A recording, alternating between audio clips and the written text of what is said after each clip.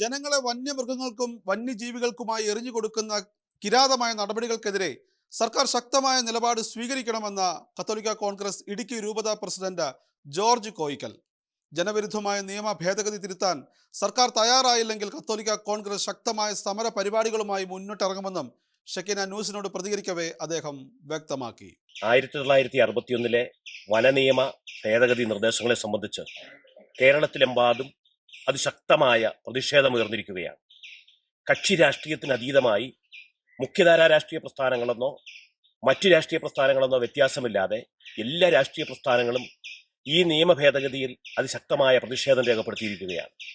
ഒരു ജനാധിപത്യ ഗവൺമെന്റ് എന്ന നിലയിൽ ഈ ജനഹിതം മാനിക്കുവാനും വ്യാപകമായി ഉയർന്നു വരുന്ന ജനങ്ങളുടെ പ്രതിഷേധം കണക്കിലെടുത്തുകൊണ്ടും വളരെ കൃത്യവും ശക്തവുമായ ഒരു നടപടി സ്വീകരിക്കേണ്ടതിന് പകരം വനം വകുപ്പ് മന്ത്രി വളരെ ഉദാസീനതയോടുകൂടിയുള്ള ഒരഴകുഴമ്പൻ നിലപാടും പ്രഖ്യാപനവുമാണ് നടത്തിയിരിക്കുന്നത്.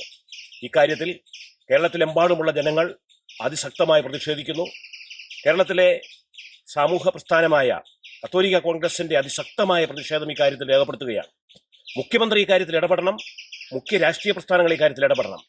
അതിശക്തമായ നിർദ്ദേശങ്ങൾ എടുത്തിട്ട് ജനങ്ങളെ വന്യമൃഗങ്ങൾക്കും വനജീവികൾക്കുമായി എറിഞ്ഞുകൊടുക്കുന്ന കിരാതമായ ഈ നിയമ ഭേദഗതിക്കെതിരെ ശക്തമായ നിലപാട് സ്വീകരിക്കണം.